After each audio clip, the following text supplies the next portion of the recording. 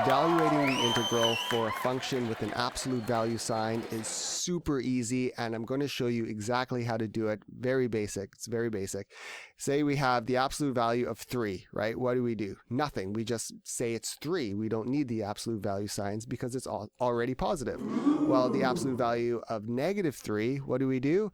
Well, we take the argument inside the absolute value sign, this -3, and we multiply it by -1. So it's like negative of -3 because we need to make it positive. And we'll do the same thing for the absolute value of x in our integral.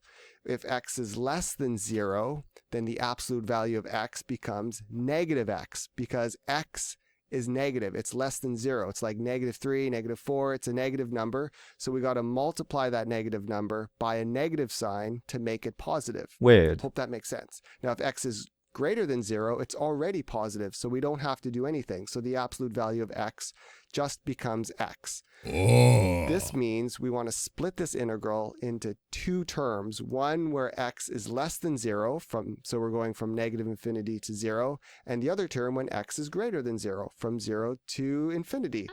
Now, this function becomes e to the 2x because when x is less than 0, the absolute value of x is -x, and we have a -2 here. So this is -2 times -x, which makes it 2 times x. Hope that makes sense. And over here, we don't do anything because x is positive, so the absolute value of x just becomes x, so it's -2 times x, which is what we have here. Okay, so at this point, we'll just evaluate this integral. I'll do a u substitution. I'll set u equal to 2 times x, and then take the derivative and rearrange to get du equals 2 times dx. And now we got to do our limits, which is super basic. As x goes to 0, u goes to 0 because u equals 2 times x. And the limit as x goes to -infinity, same thing, u will also go to -infinity as well because of this relation right here. So if we plug all of that in, for our substitution becomes e to the power of u, e to the u. And dx is du over 2 because if we solve for dx here, dx divided by 2, dx equals du divided by 2. Right here. And then these are the limits for u, which turns out to be the same for x in this case. Now we can do the integral, which is awesome because the integral of e to the u is itself. That's our friend. The 1/2 comes along for the ride. And our limits are from -infinity to 0. We just shouldn't plug in -infinity here because -infinity is not a number. So we'll call it a variable and say the limit as that variable goes to -infinity. This is kind of the proper notation for improper integrals. So if we apply these limits, then we have the 1/2 times e to the 0. And this first term is 1. E to the 0 is 1. As the exponent goes to -infinity, then this whole term just goes to 0. So this term becomes 1/2. Now this other integral we got to evaluate, no problemo. It's literally the same, very similar, just a negative here. So we'll do the same method.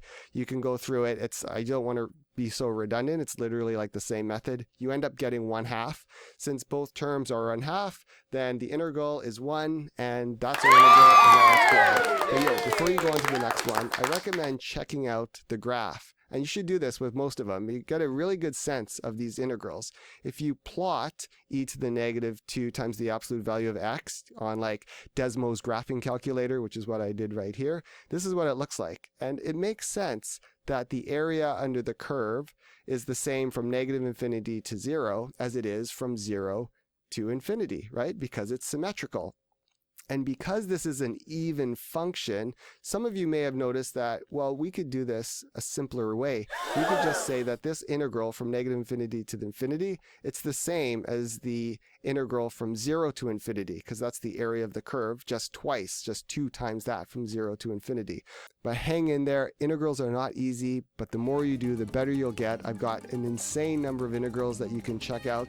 You can get through calculus, and good luck on your calculus journey. I'm here with you every step of the way. Cheers.